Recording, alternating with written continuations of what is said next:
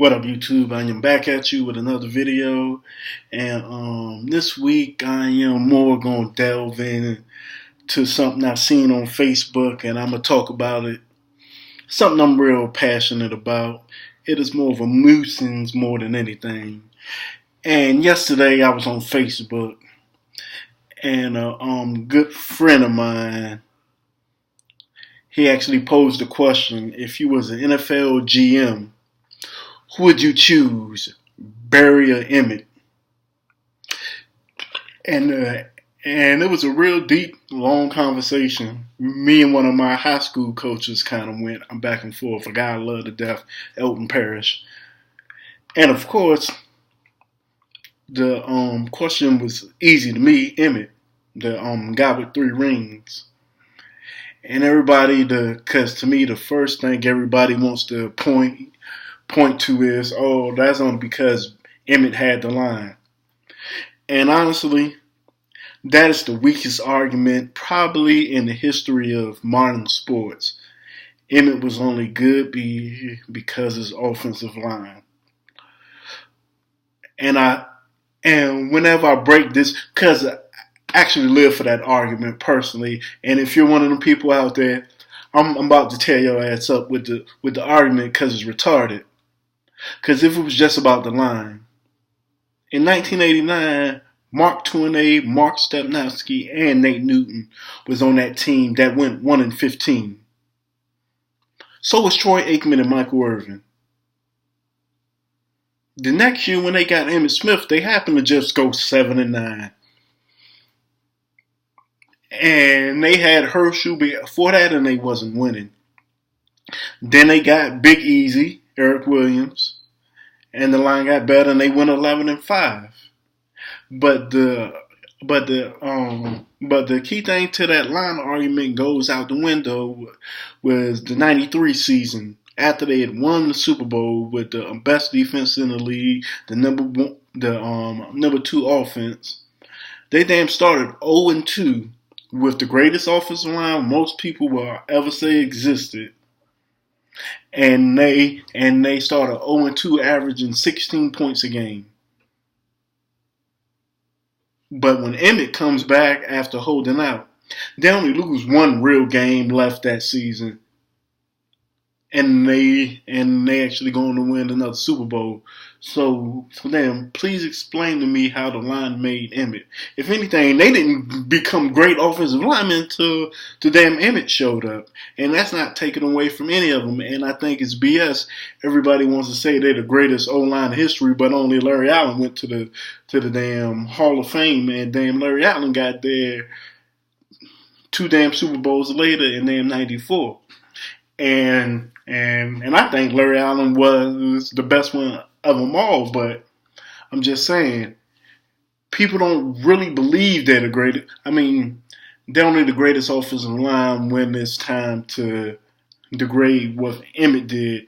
And if we're going to be honest, Zeke came in more of a great O-line than what Emmitt did. By the time Zeke got there, Tyron Smith, Zach Martin, and Travis Frederick was already multi-Pro Bowlers. Travis Frederick and Zach Martin made 2 Pro Bowls, and then Tyron Smith was on his 3rd, and they was all first team All Pro. So if we're gonna really, and Ron Leary was playing at a Pro Bowl level, and Doug Free was the rock that he was the veteran guy who damn did his thing. So, and I love Zeke to death. He's the best running back in the league to me. But if we're being honest, Zeke came into a way better situation. I mean, yeah, we was 4-12, but we understand why we was 4-12. If Romo and Dez Bryant stays healthy, we don't go 4-12, and we don't have Zeke and Dak Prescott. But the damn Cowboys Cowboys stunk in damn 1989, 1-15 with 2 Hall of Fame players on the roster. But back to the Emmitt and Barry situation. Barry is I'm gonna say Saquon Barkley is a lot like Barry. He is great for fantasy football, but you're not gonna win a whole bunch of games with him. I mean, he'll get you that 80, 90 yard run, and then the rest of the game 20 yards, and it'll look like he had a great game. Barry was great for that. And everybody likes to use, and they actually try to degrade Zeke with this, the damn whole running back. Emmitt could catch out the backfield. Emmitt could block. They didn't have to take Emmitt out at the goal line because his running style couldn't get you a hard 2 yards when you need it. Most of Barry's touchdowns was over 10 yards because they had to take him out at the goal line. And everybody talk about systems and then putting Barry in the O-line. Jimmy Johnson even said Barry cannot do a system. Barry Sanders would damn tell you, watch is my football life on the NFL Network. He damn hated running with a fullback. Detroit tried to do that in 1998. The year he went for 2,000 yards for the first 2 games of the season. He damn had 12 yards and like 20 yards. And they went back to damn 11 personnel, single back, and 2 tight ends. Barry would be great in Terrell Davis' system of zone damn running backs and damn 2 tight ends. He's not going to work in Emmitt's system. And I don't think Emmitt would be that great in that type of system. So, but in the end, Emmitt did everything. Emmitt never had to go off the field. You actually look at that game in 93 versus the Giants when he separated his shoulder.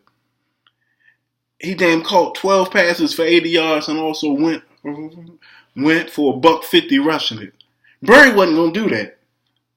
Barry wasn't going to get you them tough yards. That's exactly why I'm going to take Emmitt.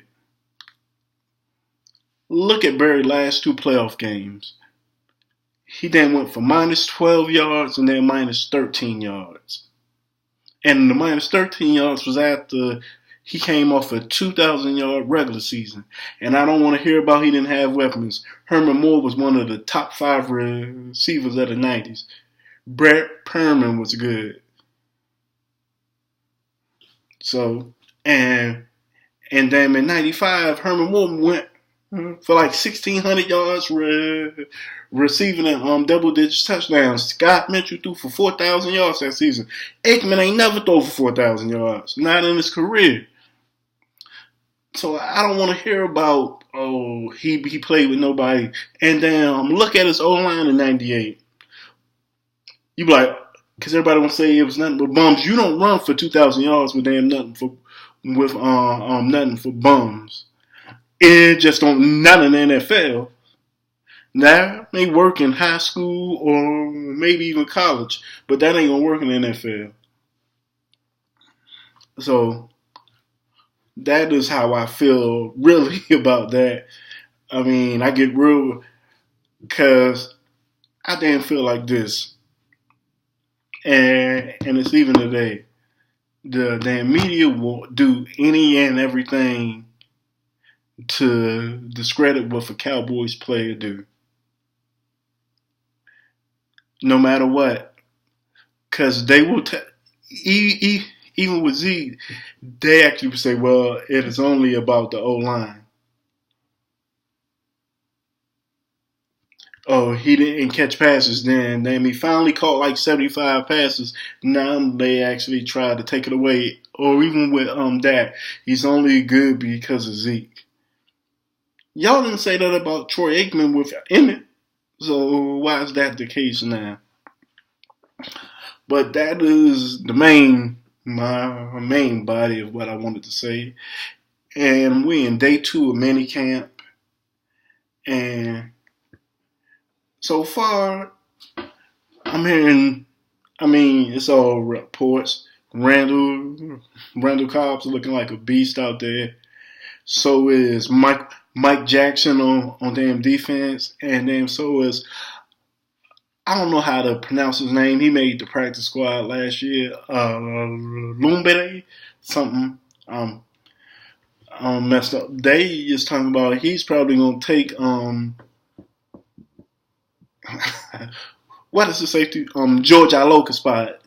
He because they say they almost made the 53 last year, and they was praying he didn't get claimed off of waivers, so they snuck him on the practice squad. They actually say he's out there balling. They actually say the way even Jason Witten, he's saying in a year Dak is different is especially with his accuracy and the way he's anticipating. And not because I said in my first early videos that I really thought John Kitna was going to help him out, and that sounded like that is what they are saying. He has helped him more with his mechanics, but I've never been the one to say, "Oh, Dak isn't accurate." He has a 66 career completion rating. If that ain't accurate, I don't know what is, especially when they rave about Carson Wentz, and then he has a 63% completion rating. Hell, his damn completion rating is higher than damn Russell Wilson, so I don't know. I mean, I like, because I think I said in one of my videos about Kellen Moore, the offense doesn't have to come, we don't have to become the greatest show on turf, but I like how they're saying our offense isn't going to change. It is just how you're going to see it, which is my thing. You then put people in different spots. You then motion them out. You then make the defense. If you make a defensive player eyes do this, you are liable to get a big play because that split second it is going to kill you. Because if you look at the Rams playoffs games when they was running that motion with Dan Roberts Woods, they was pretty much doing the same play, but the damn linebackers was focused on him, and they run a gut play up to damn C.J. Anderson or was Todd Gurley. If you look at the Todd Gurley touchdown, that was more about eyes missing and then by the time they seen the O-lineman was on your linebackers, and if your O-lineman on the linebackers, that is going to be a bad day in the office. So to me, that is what I am glad I am hearing changing. He is mixing things up because all in all, our offensive plays wasn't bad. It was just predictable. And then if you know somebody's going to be there, it is easy to stop when you really need to. So, I mean, I am really looking forward to the season, and I damn like the fact they damn said Tristan Hill has been giving Joe Looney and the O-line hell, and they say Malik Collins has gave Zach Martin hell all week. I'm gonna love that combo. If that is the next step, if then we start getting that pocket push, you can almost cancel Christmas. But actually. Thanks again for listening to me. Like, subscribe, share with everybody. Thanks, and I'll be back at you again.